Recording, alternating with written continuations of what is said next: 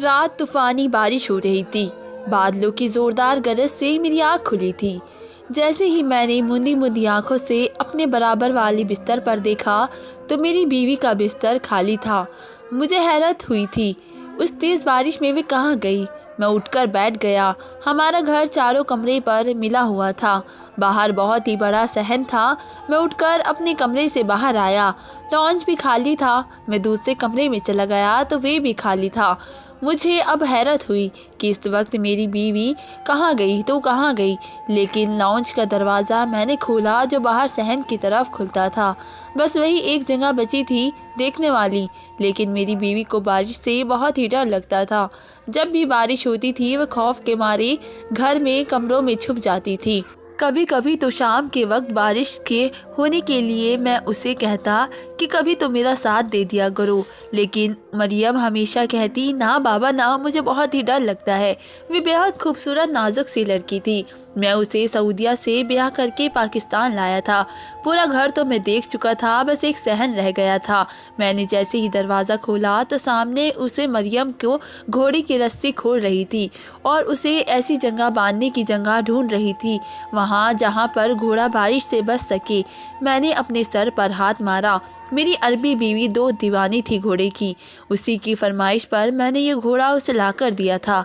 जब से ये घोड़ा मरियम की ज़िंदगी में आया था मुझे लग रहा था कि मेरा रफ़ीक आ गया है। मरियम को मेरी परवाह ही नहीं थी जितना उसे घोड़े की होती थी।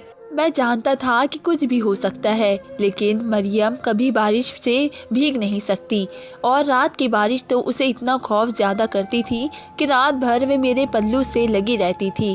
कहती थी कि फरहाद मुझे बारिश से बहुत ही डर लगता है और मैं उसे अपने साथ लगा लिया करता था ताकि उसका खौफ कम हो सके। वो मेरे साथ लगी भी बुरी तरह से कपकपा रही होती थी। मैं कहता था कि ये बारिश तो मेरे लिए मेहरबान साबित हुई है, तुम मेरे इतने करीब जो आ जाती हो। ये बात सुनकर वे मुझे घूरने लगती, लेकिन अपना चेहरा मेरे पहलू में छुपा लेती ताकि उसका खौफ कम हो जाए। लेकिन आज रात व आधी रात के इस पहर तेज बरसती बारिश में वे पूरी की पूरी भीगकर उस घोड़े को ऐसी जगह बांधने की कोशिश कर रही थी कि जहां वे बारिश से बच सके। ये बात मेरे लिए नाकाबिले फहमी थी। मैं फौरन से उसके पास आ गया, उसके हाथ से घोड़े की रस्सी पकड़ ली। मैंने कहा तुम्हारा दिमाग तो ठीक है, इस वक्त सहन में क्या कर रही हो? जानती हो ना कितनी तेज़ बारिश हो रही है। लॉन्च से सहन तक आते आते मैं पूरा का पूरा भीग चुका हूँ। वे खुद भी इस कदर भीगी हुई थी कि उसके बालों से चेहरे पर पानी के कतरे टपक रहे थे। कहने लगी फरहाद फिर घोड़ा बीमार हो जाएगा, मैं तो इसे महफूज जगह पर बांधने के लिए आई थी। मैंने कहा ये जानवर है, इंसान नहीं है, इन्हें आदत होती है। ये गर्मी सर्दी बरसात अपने वजूद पर सह जाते हैं। पागल लड़की, जो घोड़े जंगल में रहते हैं या जो जानवर जंगल में रहते हैं क्या वे मर जाते हैं? बारिशों में तूफानों में नहीं ना, इसलिए कुछ भी नहीं होता। फिर मैंने उस घोड़े को ले जाकर उस जगह बांध दिया जहाँ पर सहन थोड़ा अच्छा था। बारिश का पानी कम आ रहा था, लेकिन मरियम तो शायद घोड़े के पीछे बावली सी हो गई थी। उसने अंदर से जाकर नया कंफर्टर निकाला और बाहर आ गई। एक हाथ में कंफर्टर था, दूसरे हाथ में तौलिया। जल्दी से आकर तौलिया से घोड़े को साफ करने लगी। मेरा तो जी चाहा कि दीवार से जाके अपना सर फोड़ लूं। पागल लड़की थी कि वे उस घोड़े के साथ ऐसे कर रही थी जैसे वे छोटा सा बच्चा हो। पहले उसने तौलिया से घोड़े को साफ किया, फिर कंफर्टर उस पर डाल दिया। वे भी मरियम को देखकर हिलाने लगा। मैंने मरियम का हाथ पकड़ा और उसे अंदर कमरे में लेकर आया। कमरे में आते आते वे 10-12 छींके मार चुकी थी। मैंने कहा मुझे लग रहा है घोड़े को बचाने के चक्कर में तुम ज़रूर बीमार पड़ जाओगी, जाओ जाके कपड़े बदलो। वे फ़ौरन से वॉशरूम में चली गई, दूसरे लिबास बदल करके आई। मैंने भी अपने कपड़े बदल लिए और बेड पर जाकर लेट गया। सर्दियों की बारिश थी इसलिए ठंड महसूस हो रही थी। वे अब बहुत ही बुरे तरीके से कपकपा रही थी। मैंने उसे अपने पहलू में ले लिया। कहने लगी फरहाद घोड़े को भी ठंड लग रही होगी, ठंडी हवा चल रही है, कहीं वे बीमार तो नहीं पड़ जाएगा। मैं उस बेवकूफ़ लड़की का क्या करता जिसे उस वक्त भी अपनी नहीं घोड़े की परवाह थी। मैंने कहा चुपचाप सो जाओ, कुछ नहीं होगा उसे। कितनी बार तुम्हें समझाओ कि इंसान नहीं है, वह जानवर है, ये इन चीज़ों के आदी होते हैं, उन्हें कुछ नहीं होता। मरियम मुझे एक मदीने के होटल में मिली थी। मैं उम्रे के इरादे से मक्का में आया था। उम्रे की अदायगी के बाद मदीना शरीफ चला गया। वहाँ जिस होटल में मैं ठहरा था उसके बराबर वाले कमरे में रात के वक्त यूँ महसूस होता जैसे कोई रो रहा है। हम दोनों के कमरे के बालकनी के दरमियान में सिर्फ एक छोटी सी दीवार थी और मैं उस वक्त अपनी बालकनी में खड़ा सिगरेट पी रहा था जब मुझे ऐसे लगा जैसे बराबर वाली बालकनी में कोई सिसकिया से रो रहा है। पहले तो मैंने तवज्जो नहीं दी क्योंकि ये एक गैर अखलाक हरकत थी, लेकिन उस सब को उसकी सिसकिया बढ़ने लगी। अब तो मैंने दीवार से झांक कर देखा, वो एक अरबी लड़की थी जो ज़ारों कतार रोई जा रही थी। मुझे समझ नहीं आ रहा था कि वह रो क्यों रही है और मैं उसे पूछ भी नहीं सकता था। लेकिन कुछ देर बाद उसके कमरे पर दस्तक हुई। वह फ़ौरन से अपने आंसू पोंछकर बालकनी से अपने कमरे में चली गई। मैं भी अपने कमरे में आ गया। मैं भी यही सोच रहा था कि अब मुझे सो जाना चाहिए जब मुझे कमरे के बाहर से बातों की आवाज़ आई, जैसे वे लड़की रोते हुए किसी आदमी से बात कर रही हो। मैं उठकर कमरे के दरवाजे के पास आ गया। मुझे उस लड़की के रोने की और मिन्नतें करने की आवाज़ें आ रही थी। मैंने दरवाज़ा खोला तो मरियम के कमरे के बाहर होटल का मैनेजर काफ़ी गुस्से में खड़ा था। कहने लगा कि देखिए, आप जिन साहब के साथ आई है वे 2 दिन से लापता है और होटल का किराया कल ख़त्म हो चुका है। हम एक दिन आपको मुफ्त में रख चुके हैं, लेकिन इससे ज़्यादा हम आपको यहाँ नहीं रख सकते। वे लड़की रोई जा रही थी।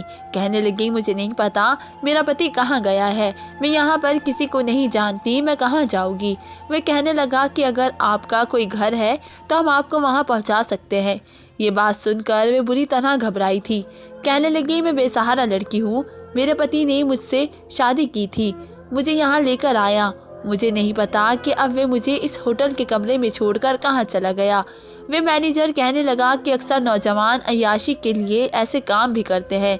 बेसहारा लड़कियों से निकाह करके उनके साथ अय्याशी करके उन्हें होटल के कमरे में छोड़कर चले जाते हैं।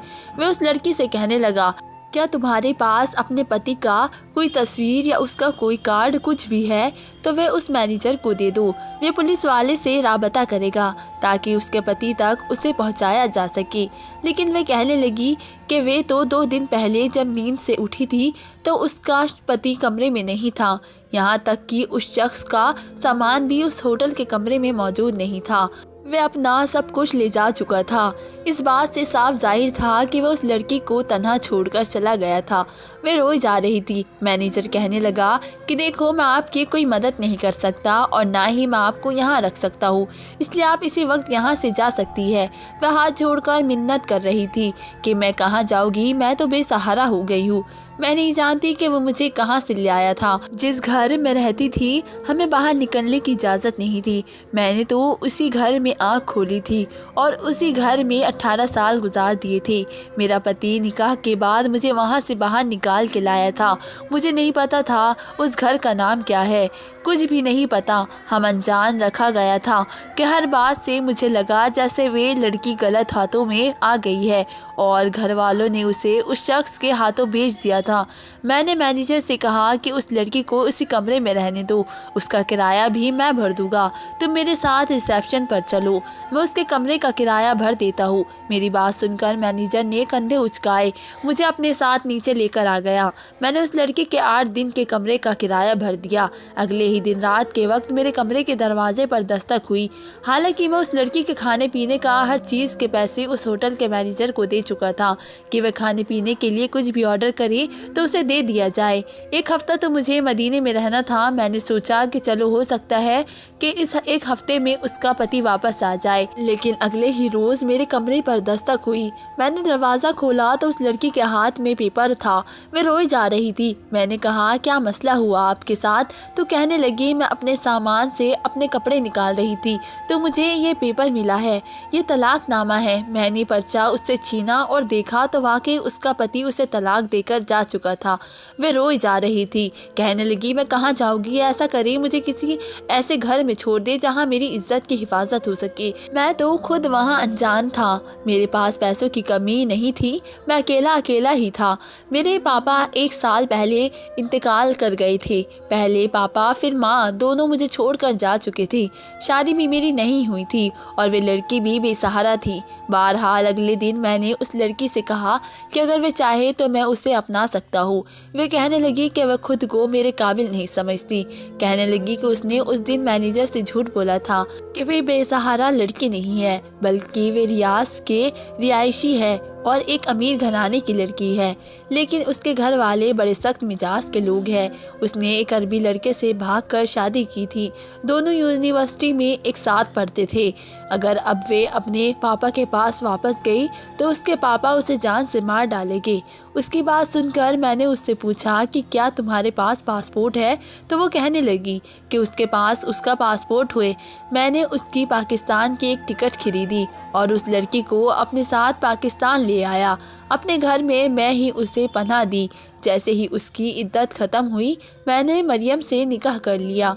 शादी के चंद महीने बाद जब मैंने उससे पहली बार ये पूछा कि बताओ तुम्हें मुझसे क्या चाहिए, मुझे लगा वह सोने का सेट मांगेगी या डायमंड की अंगूठी या बहुत सारी शॉपिंग करेगी, क्योंकि ऐसी औरतें ही ख्वाहिश करती है। लेकिन वे बहुत ही अजीब थी।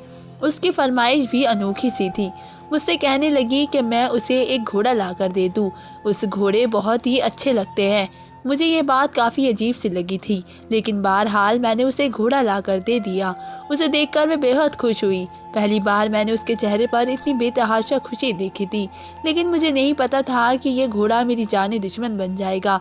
जब से मैंने मरियम को घोड़ा लाकर दिया था, उसकी सारी तवज्जो मुझ पर से हटकर उस घोड़े की तरफ महज हो गई थी। मुझे समझ नहीं आता था कि आखिर मैं इस बात का हल क्या करूं। जब भी मैं मरियम को देखता, मुझे वह घोड़े के पास ही मिलती थी। अब तो अक्सर मेरी रात को आँख खुलती तो मरियम बिस्तर पर नहीं होती थी और सुबह का ऑफिस जाता तो शाम को लौटता था। जी चाहता था कि मेरी बीवी बाकी का वक्त मेरे साथ गुजारे, लेकिन वे मुझे बस खाना ही देती थी।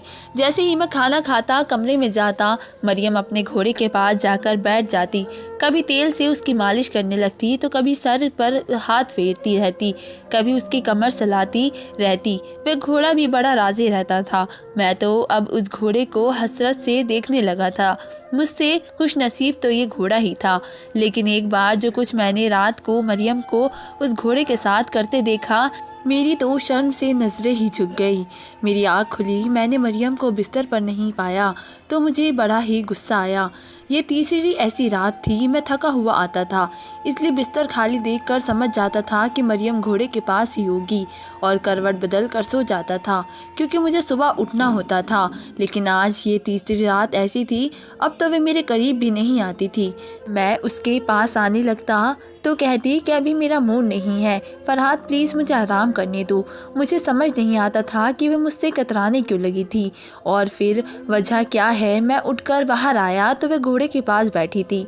जो कुछ वे घोड़े के साथ कर रही थी वे देखकर मेरा दिल डूब कर रह गया। मैं वहीं से पलटकर अपने कमरे में आ गया। या खुदा, ये कैसा नजराना है मुझ पर हुआ है। मुझे तो अपनी आंखों पर यकीन ही नहीं आ रहा था। मैं कमरे में आया और अपना सर पकड़ लिया। दिल पूरी तरह से धड़क रहा था। मैं कुछ भी समझ न सका। अपनी आंखों से मैंने सब कुछ होते हुए देखा था। मैं वहीं पर खड़ा अपनी सांस बाहर कर रहा था जब मुझे कमरे से बाहर चाप की सुनाई दी। शायद मरियम वापस आ रही थी। मैं जल्दी से बिस्तर पर लेट गया और यूँ जाहिर करने लगा जैसे मैं गहरी नींद में सो रहा हूँ। मैं हर बात से अनजान हूँ कि वे क्या कुछ करके बाहर आ रही है और कमरे में दाखिल हुई। एक नज़र गौर से मुझे देखा। मैं यूं ही बेखबर सो रहा था।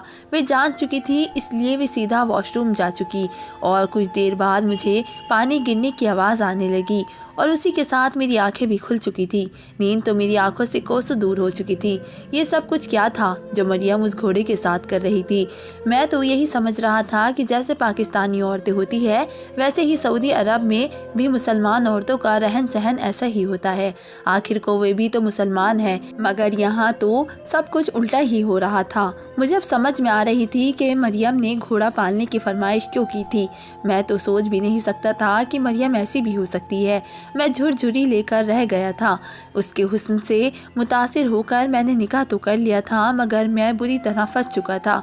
मुझे मरियम से घिन आने लगी थी। कुछ देर बाद मैं नहाकर बाहर निकली और फिर मेरे पास आकर लेट गई। मुझे तो उसका पूरा वजूद ही फरेब लग रहा था। सब कुछ उसके ड्रामे थे जो वे करते हुए आई थी। बहरहाल रात को न जाने किस पहर मुझे नींद आ गई। मैं सो गया। सुबह मुझे दफ्तर के लिए जल्दी उठना था। अभी तक मरियम सो रही थी। एक नज़र उसके चेहरे पर डाली तो उसे पुरसकून सोया देखकर मुझे रात का मंजर याद आने लगा। मैंने सर झटका फ्रेश होकर तैयार हो गया। जब तक मैं तैयार होकर बाहर आया, मरियम मेरे लिए नाश्ता तैयार कर चुकी थी। उसने अपने लंबे बाल खोल कर फैला रखे थे, गुनगुना भी रही थी, काफ़ी खुश लग रही थी। मुझे खामोश देखकर पूछने लगी कि क्या बात है, बड़े खामोश लग रहे हैं आप, मुझसे नाराज़ है क्या? मैंने एक कड़ी नज़र मरियम पर डाली। कहने लगा कि कुछ नहीं, बस मुझे जल्दी दफ्तर जाना है। इसलिए ये सुनकर उसने भी हाँ में सर हिला दिया। मुझे लगा था वे मेरे पास बैठकर नाश्ता करेगी, मगर उसने ऐसा नहीं किया। टोकरी में पड़े हुए फल लेकर वे बाहर चली गई। मेरा तो जी खट्टा हो चुका था। मैंने नाश्ता वहीं छोड़ा, घर से जाने लगा। सहन में आया तो मेरे कदम वहीं रुके थे, क्योंकि मरियम घोड़े की टांगों के पास बैठी हुई थी। उसने वो फल घोड़े के सामने रखे और वहाँ खा रहा था, और फिर मरियम की गर्दन पर पीछे को मुंह करके ज़ुबान फेर रहा था, और मरियम हंस रही थी। मैंने ये देखा तो मज़ीद चुप नहीं रह सका। मैं मरियम को आवाज़ दे चुका था कि ये तुम क्या कर रही हो? वे हड़बड़ा कर उठ बैठी। मैंने घोड़े को जिस हालत में देखा था, मेरा तो चेहरा सुर्ख लाल हो गया था। मुझे गुस्से में देखकर मरियम मेरे पास आई और कहने लगी वे मैं घोड़े की टांगों की मसाज कर रही थी। वे काफ़ी थकन महसूस कर रहा है। वह इससे पहले और कुछ कहती, मैं उसे पहले ही हाथ उठाकर उसे चुप करवा चुका था। कहने लगा प्लीज़ मरियम, मैं लेट हो रहा हूँ, मुझे कुछ नहीं सुनना। तुम्हारी घोड़े की कहानी, आज मैं आकर इस तुम्हारे घोड़े का बंदोबस्त करता हूँ। मैं मज़ीद ये सब कुछ बर्दाश्त नहीं करूँगा। मुझे वे घोड़ा अपना दुश्मन लगने लगा था, जबकि मरियम पर मुझे बहुत ही गुस्सा आ रहा था। ये सब कुछ करने का सोच भी कैसे सकती है? और मैं तो एक पल में ही जैसे उससे अनजान हो चुका था। दफ्तर में भी काम पर दिल नहीं लग रहा था। बार बार ध्यान उस रात के मंजर की तरफ ही जा रहा था, जो कुछ मैं अपनी आंखों से देख चुका था। उस रोज़ जब मैं वापस आया तो घोड़ा यूं ही अपनी जगह पर बंधा हुआ था। मैंने उसे घूर कर देखा तो ऐसे लगा जैसे वे भी मुझे घूर कर ही देख रहा हो।